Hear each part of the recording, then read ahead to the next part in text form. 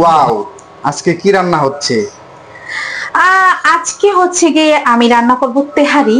আর তেহারির জন্য হচ্ছে আমার প্রথমে লাগবে এই মশলাগুলা। এটা হচ্ছে জয়ফল, জয়ত্রী আর হচ্ছে দারচিনি, এলাচ, এগুলো আমি সবকিছু একসাথে ব্লেন্ড করব, ঠিক আছে? আর প্রথমেই বলে নেই, তোমরা যারা যারা আমাদের চ্যানেলটাকে এখনো সাবস্ক্রাইব করো নাই তাড়াতাড়ি চ্যানেলটাকে সাবস্ক্রাইব করে দাও। আর আমাদের ফেসবুক পেজ যারা যারা এখনো ফলো করো নাই তাড়াতাড়ি ফলো করে দাও। সো চলো আমরা আজকে আমাদের তেহারিটা রান্না করি। আমি সবসময় অনেক বিরিয়ানি রান্না করছি, তোমাদের ভাইয়া বিরিয়ানি অনেক পছন্দ করে। ইদানিং আমাদের তেহারি খেতে খুবই ইচ্ছা করছে, তো ভাবলাম যে তেহারিটা রান্না করা উচিত ঘরে। তো আমি কখনোই তেহারি ট্রাই করি নাই, সো আজকে দেখি যে কেমন হয়, ঠিক আছে? দেখা যাক আজকে কেমন হয় তোমার তেহারি রান্না। হ্যাঁ, আর এই দেখো প্রথমে আমি মশলাগুলাকে গুঁড়া করে নিব। হ্যাঁ, গুঁড়া করে তারপরে হচ্ছে গিয়ে আমি অন্যান্য কাজ করব, কারণ কারেন্ট এত বেশি যায়, মানে কারেন্টের যন্ত্রণায় তাড়াতাড়ি করে এখন থাকে না বললেই চলে, থাকেই না। তো চলো আমরা গুঁড়া করে আসি। দেখো আজকে আইটেম দেখে আশাবাদী, খুব ভালোই। দেখো হয়ে গেছে গাইস, গুঁড়া হয়ে গেছে। এখন হচ্ছে কি আমার রান্না করার পালা, তো আমি রান্না শুরু করবো এখন। গাইস এখন আমি রান্না শুরু করব। প্রথমে হচ্ছে তেল দিয়ে দিতেছি, আর গরু মাংসটা প্রথমে এখন কষাবো, ঠিক আছে? আমি যে মশলাটা বানাইছি ওই মশলাটা দিই। তো এই যে প্রথমে পেঁয়াজ দিয়ে দিই, পেঁয়াজটা একটু বেরেস্তার মতো করে নেই, তাহলে কিন্তু গরুর মাংসের ফ্লেভারটাই অন্যরকম হবে। আর এটা হচ্ছে কি বেরেস্তার জন্য রাখছি, পোলাওয়ের উপরে দেওয়ার জন্য। হ্যাঁ,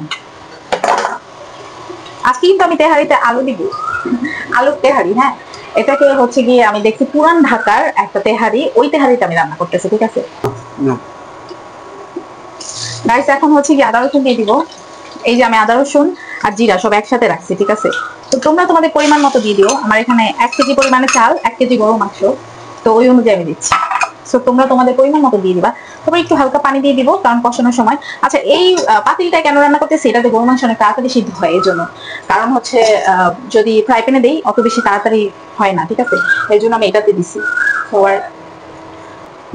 গাইস আমি হচ্ছে এখন গুঁড়া মরিচ দিয়ে দিব। গুঁড়া মরিচটা একটু বেশি দিতে হয়, কারণ তোমরা যদি ঝাল খাও তাহলে একটু বেশি দিবা, আর কম খাইলে তো কম, ঠিক আছে? তো তেহারিতে একটু ঝাল না হলে মজা হয় না। আর কাঁচামরিচ দিব, ঠিক আছে? তো আমি চাচ্ছিলাম একটু হলুদের গুঁড়া দিতে, একটু হলুদ দিত, কিন্তু তোমাদের ভাইয়া খাবে না, তাই এবার রেখে দিচ্ছি, হলুদ দিব না। যদি কেউ একটু কালারটা চেঞ্জ করতে চাও তাহলে কিন্তু মানে একটু হলুদের গুঁড়া ইউজ করতে পারো, একদমই সামান্য, ঠিক আছে? এই যে গাইস এখন দারচিনি দিয়ে দিব। দারচিনিটা আমি ব্লেন্ড করি নাই, এটা আমি আস্তাই দিয়ে দিব। আর হচ্ছে লবণ দিয়ে দিব, লবণটা পরিমাণ মতো দিয়ে দিবা সবাই। আর এখন দিব হচ্ছে একদম ওই যে যেই মশলাটা আমাদের বিরিয়ানির স্মেল তৈরি করবে সেটা সম্পূর্ণই ঢেলে দিচ্ছি। এখন আমি হচ্ছে কষাই নিব। তো সব মশলাগুলো আমি দিয়ে কষাই নিচ্ছি। এখন হচ্ছে গরুর মাংসগুলো দিয়ে দিব। আসো কাছে আসো। গরুর মাংস কিন্তু অনেক ছোট ছোট করে পিস করে কাটছি, যেভাবে আর কি তেহারি রান্না করে জানোই তো, সবাই ছোট ছোট পিস করতে হয়। এই যে এইরকম সাইজ করছি। তারপরে একটু বড় হয়ে গেছে। দোকানে তো আরো ছোট দেয়, ওরা তো আর নিজেরা খায় না, ওটা বিক্রি করার জন্য। এর জন্য ওরা যেমন মন চায় অমনি হচ্ছে গিয়ে দেয়।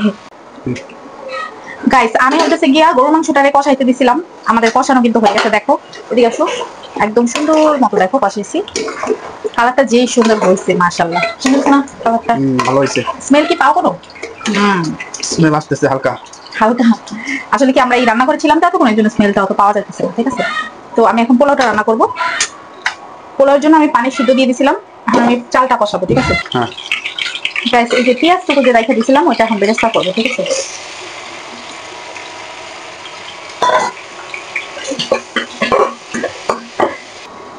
গাইস এখন পোলার চালগুলো আমি কষাই নিব। আর বেরেস্তাটা করছি, অল্প বেরেস্তা করছি, কারণ হচ্ছে গিয়ে পোলাও তো না, এটা তো হচ্ছে গিয়ে বিরিয়ানি, এটা জাস্ট একটুখানি দিতে হবে উপরে, এর জন্য, ডেকোরেশনের জন্য। তো আমি হচ্ছে গিয়ে পোলার চালটা ভাজলেই ঘ্রাণ চলে আসবে। আজকে দুপুরে খানাটা যা হবে, এসে যায়। ও বাহ, যেহেতু প্ল্যান করছি যে আলু দিব, তার জন্য আলুটা একটু ভাজা নিতেছি। আলুটা না ভাজা দিলে কিন্তু স্মেলটা অত সুন্দর থাকে না, গায়ের মধ্যে লাগে কেন। গাইস কিসমিস আর হচ্ছে কাঁচামরিচ আর লবণ এগুলো সব একসাথে দিয়ে আমি ঘুরবো এখন, মানে ভাজার সময় দিয়ে দিব আর কি। গাইস গরুর মাংসগুলো এখন মিক্স করে দিব পোলাওর সাথে। গ্রানে হয়ে গেছে রুম। পোলার চালগুলো সব ভিতরে চুটকে আছে, একটু লবণ দেখে দিব। এটা কি ভরবে নাকি হাতের পুরাটা? কারণ পুরাই ঘ্রাণে। ভরতে হবে। হ্যাঁ ভরতে অনেক হবে। খাইতে হবে না আজকে। আর এই গাইসে দুধটুকু দিয়ে দিব। এখন চিন্তা করতেছে দুধটুকুতে না আবার বেশি হয়ে যায় পানি। গাইস এখন আলুটাও দিয়ে দিব। আলুটা আবার সিদ্ধ হবে না তাহলে। নতুন আইটেমের রান্না। আলুটা আসলে তেহারিতে দেয় না, কিন্তু আমি দিচ্ছি, আমাদের ঘরে আলু পছন্দ করে সবাই, খালি আমার শাশুড়ি বাদে, কিন্তু পছন্দ না করলে সে খায়। হয়ে গেছে এখন গাইস, রান্না কিন্তু প্রায় শেষ। এখন একটু নাড়া দিয়ে দিব, কারণ হচ্ছে ভিতরগুলো আই হয়ে যায়। এই যে ভিতরগুলো সিদ্ধ হয়ে যাবে, বেশি উপরে চালটা সিদ্ধ কম থাকে জন্য এখন নাড়া দিয়ে দিব। তো আমি রান্না শেষ, আজকে কিন্তু তেহারি শেষ। এই তো একটা বাচ্চা দেখো, আমি তো একদম কম আমি পরিমাণ করে দিছি, মানে যদি চালে চাকরি পাইছি ডাবল আছে। সো আজকে ভিডিও পর্যন্ত না খাওয়া দাওয়া। কেমন হয়েছে? সেই আর তরমুজ আছে না, আরো সেই তরমুজের দিনে আসলে তরমুজ দিয়ে সব খাইতে হয়, এই জন্য আমরা তরমুজ দিয়ে বিরিয়ানিটা খাবো, কারণ শশা মশা সব ফাঁকে থাকবে। তোমার খাওয়া দেখে তো আমারও খেতে ইচ্ছা করছে, আমি এখন খেয়ে ফেলবো। গাইস, আজকের ভিডিওটা এই পর্যন্তই। তোমাদের কেমন লেগেছে অবশ্যই কমেন্ট করে জানাবে। আর হচ্ছে গিয়ে তেহারিটা আজকে সেই হয়েছে, আজকে আমি ফার্স্ট টাইম জীবনে তেহারি রান্না করছি, তো খাওয়ার নমুনা দেখে বুঝতে পারছো যে কতটা টেস্ট হয়েছে। তো তোমরা এরকম রান্নাবান্না করে আমাকে কমেন্ট করে জানাবে কেমন লেগেছে। আজকের মতো এই পর্যন্তই, আল্লাহ হাফেজ।